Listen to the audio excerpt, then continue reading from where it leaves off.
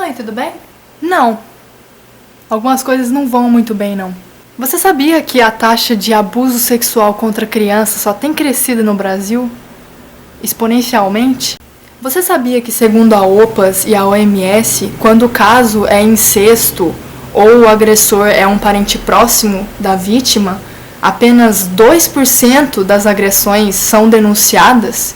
Não só abuso sexual, mas abuso psicológico, físico, agressões contra crianças também têm crescido muito no Brasil. Segundo a Unicef, de 2000 a 2005, em 5 anos, foram registrados 437 casos fatais, ou seja, que levaram a criança à morte de agressões no lar. Quase 50% das crianças têm entre 2 e 5 anos de idade.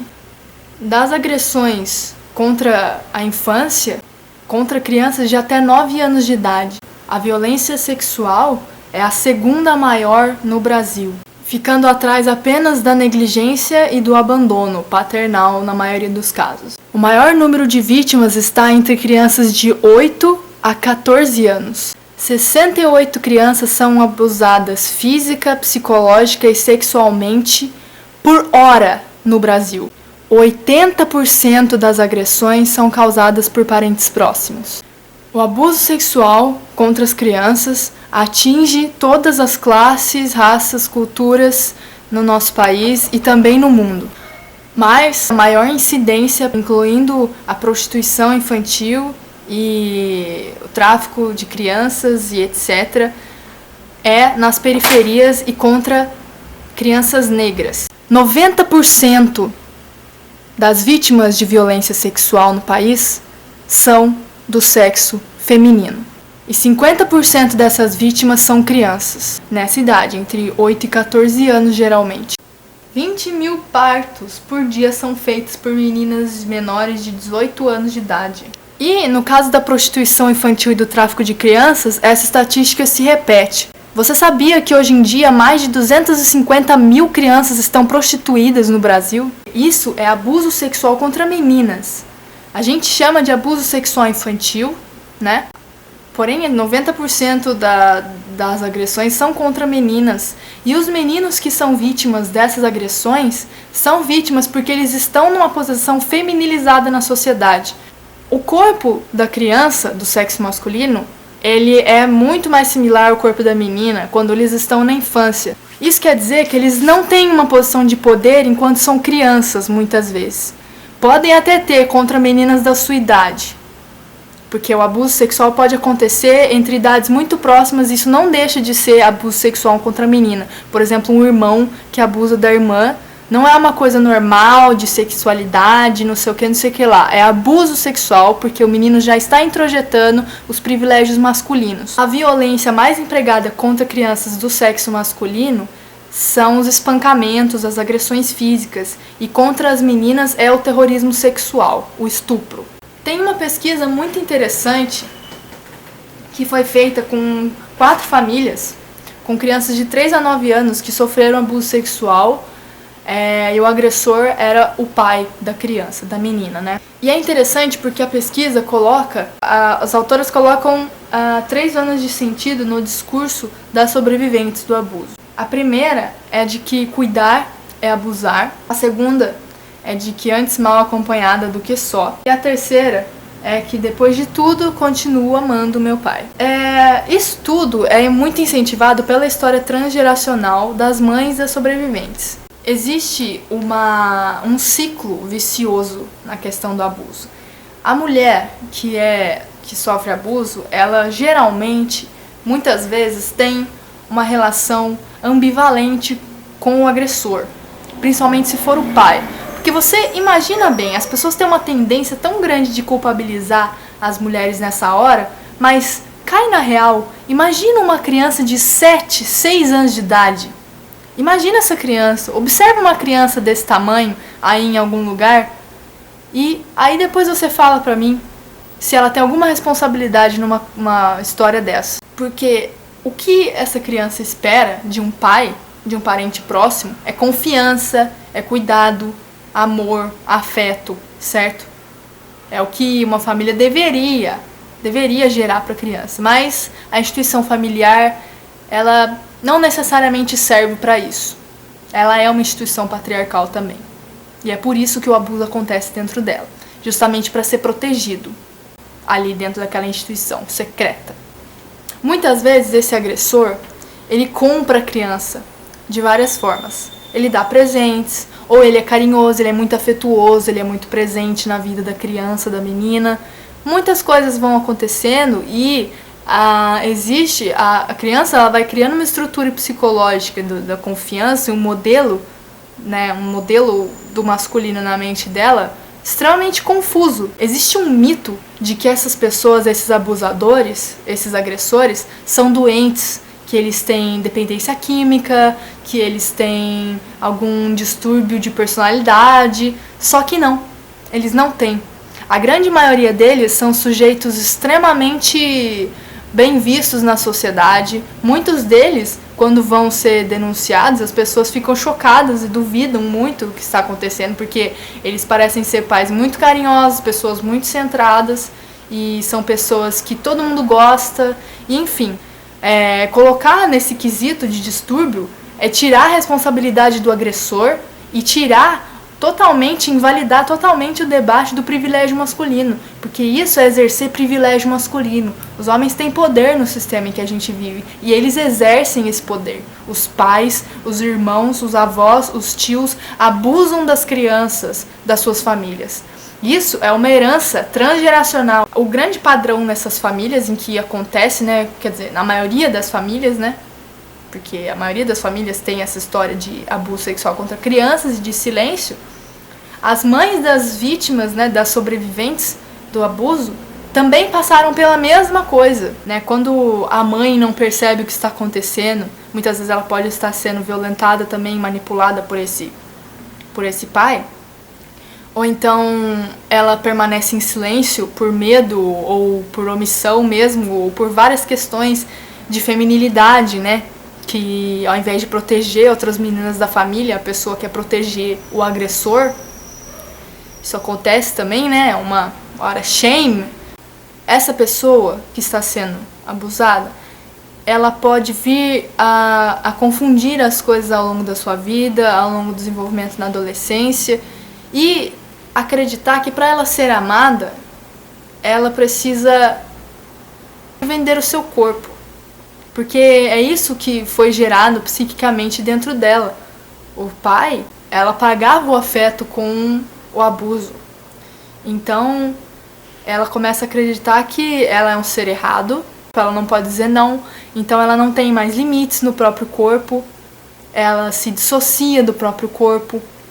E aí tem vários recursos psíquicos que a mulher vai desenvolvendo, e um deles é, nos seus relacionamentos posteriores, substituir aquele lugar do agressor.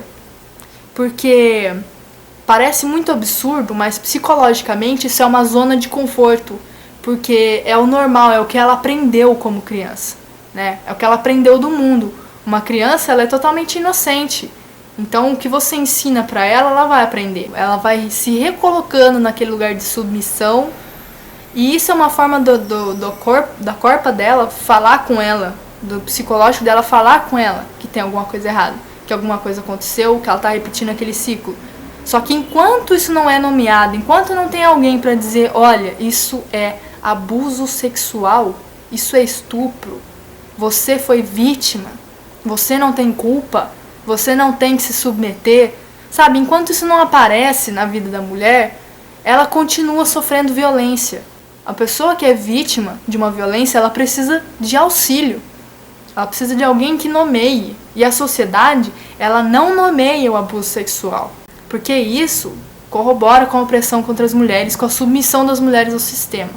Quando ela vai crescendo, durante a adolescência, se esse abusador continuar presente na vida dela, pode ser ainda pior, sabe? Quanto mais tempo ele fique presente na vida dela, pior as coisas ficam.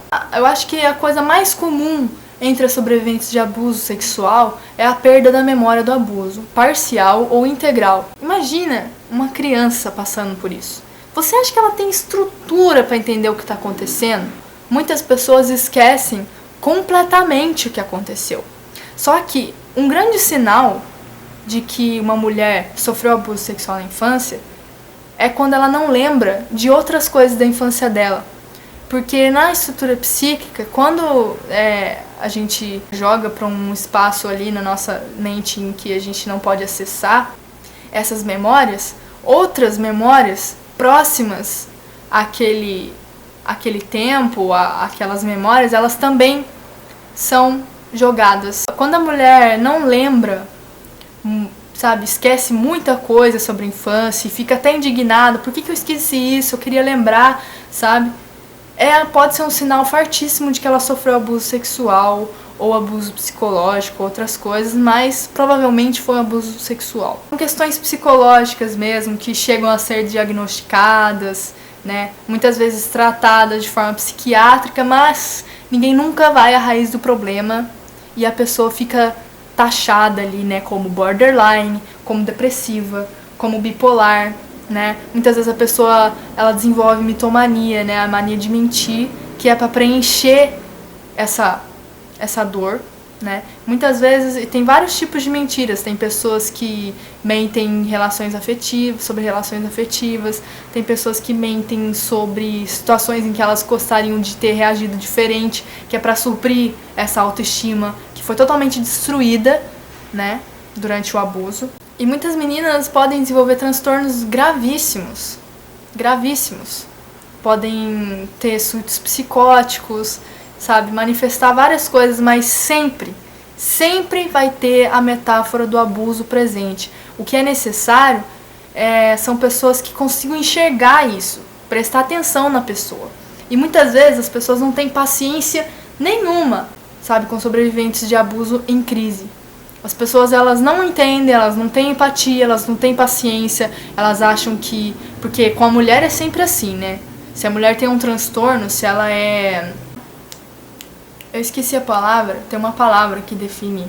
Culpabilizam de novo, né? Ao invés de ajudar, culpabilizam. Não, é frescura, é uma forma de manipular, a pessoa usa isso, sabe, de uma forma oportunista. Muitas vezes, a sobrevivente, ela realmente aprende a usar de uma forma oportunista. Só que essa é a forma dela sobreviver nesse mundo, que só hostilizou ela a vida inteira, sabe? Muitas vezes essa é a única forma dela sentir que ela tem algum controle sobre a vida dela. E ela precisa de ajuda. Ela não precisa de ninguém julgando ela, não precisa de ninguém apontando o dedo na cara, sabe? Ninguém é obrigada, nenhuma mulher é obrigada a carregar o sofrimento de outras pessoas, porque todas nós passamos por muita merda nesse sistema.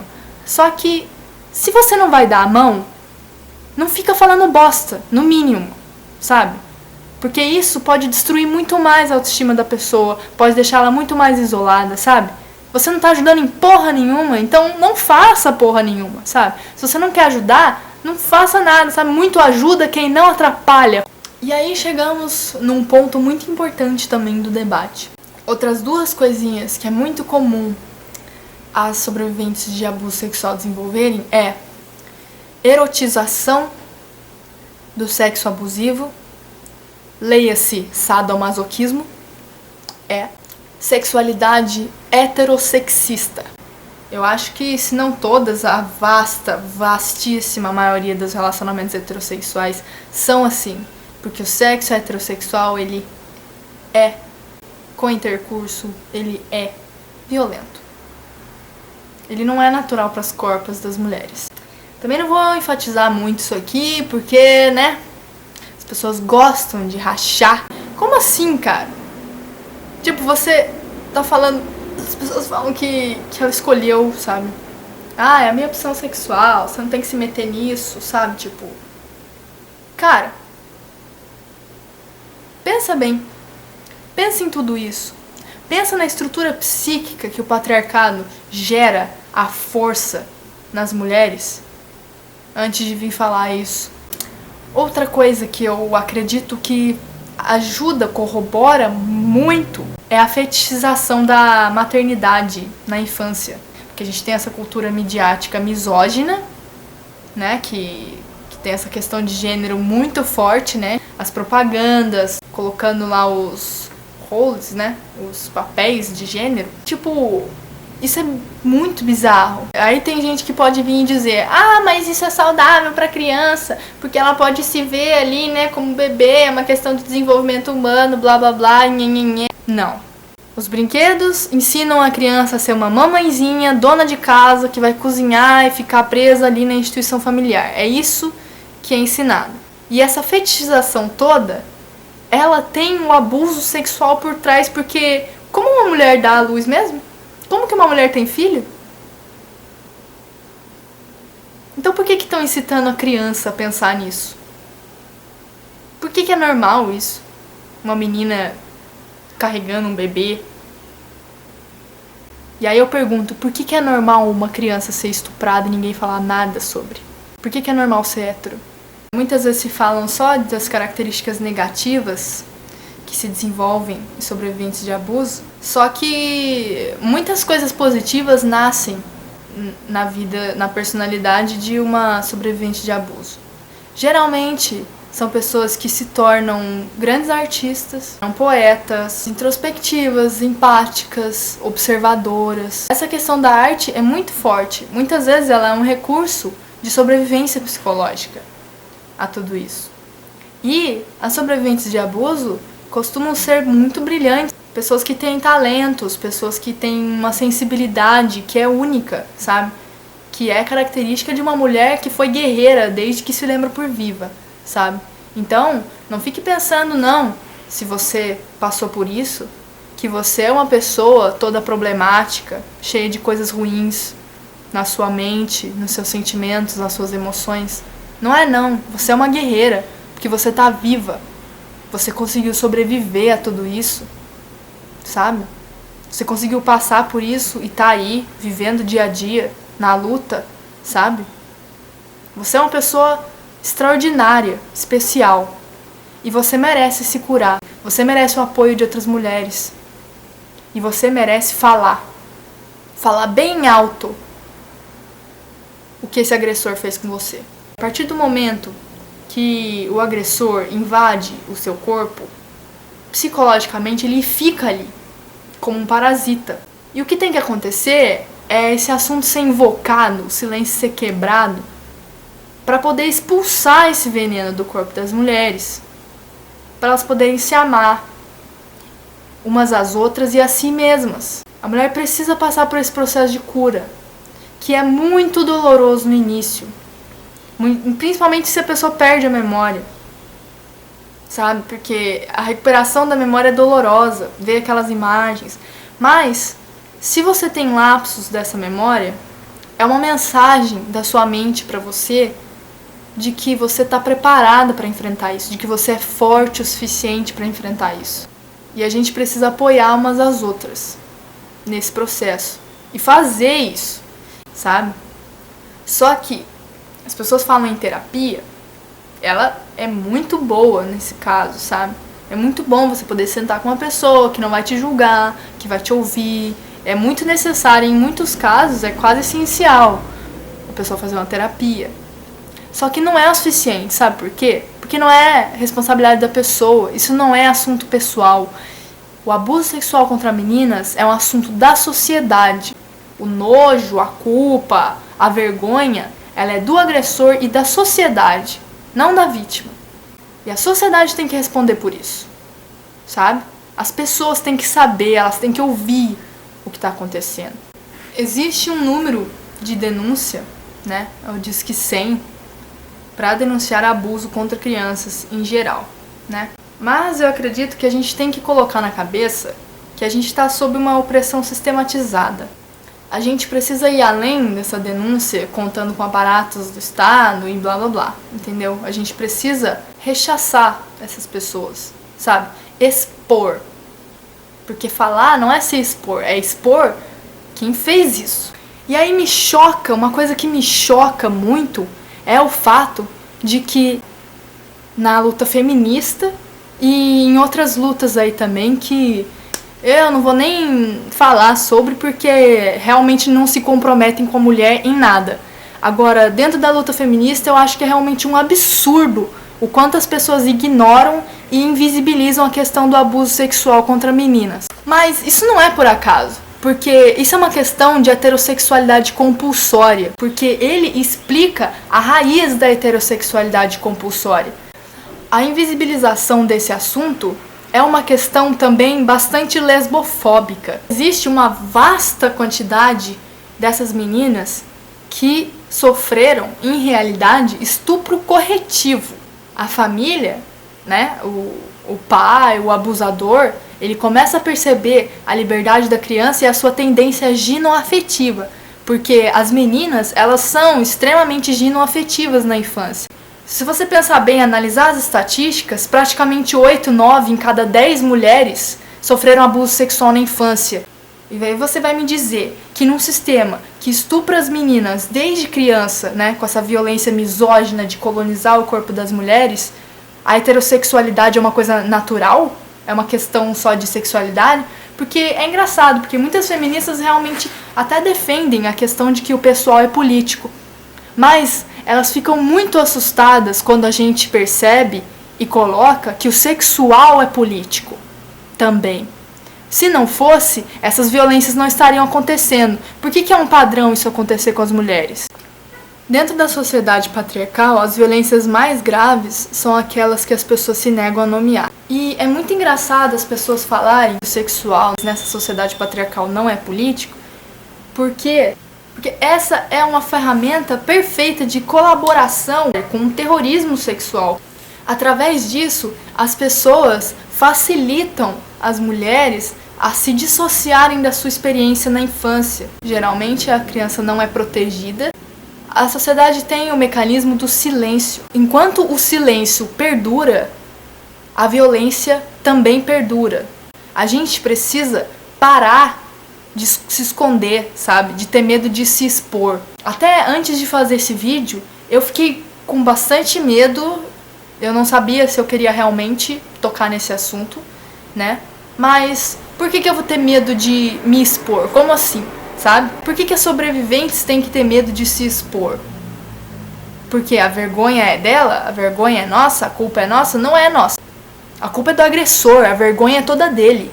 Porque foi ele que estuprou uma menina. É uma coisa absurda, sabe? Isso é o patriarcado. A gente vive nisso, sabe? As pessoas precisam abrir os olhos. Começar a parar de evitar com argumentaçãozinha, com eufemismo, sabe? É abuso. A gente não pode ser tão insensível a ponto de ignorar o sofrimento de outras mulheres. E é muito sofrimento que acarreta o abuso sexual contra uma menina. E as mulheres feministas que andam evitando esse assunto, né? Até recentemente aquele tal do David Bosta morreu. E eu vi muita gente, né, tipo, distorcendo, sabe, as coisas e eufemizando tudo em relação à denúncia de pedofilia, né, contra ele. Tipo, quando que as pessoas vão parar de colocar em xeque, duvidar de uma denúncia de abuso sexual, sabe? Você imagina quanto que é difícil para uma mulher conseguir colocar isso pra fora? Conseguir tirar isso dentro dela e denunciar? Sabe como que é doloroso o processo? Então, você que é feminista, por que diabos você acha que tem que duvidar de uma mulher quando ela consegue ser forte e guerreira o suficiente para denunciar? Sabe? Isso é uma puta hipocrisia, cara. O que vocês são, afinal? Assumam de uma vez. Assumam de uma vez que vocês não estão do lado das mulheres, cara. Uma coisa que não se faz, cara, nunca, nesse mundo hostil que a gente tá vivendo, é duvidar de uma mulher que denuncia abuso, cara.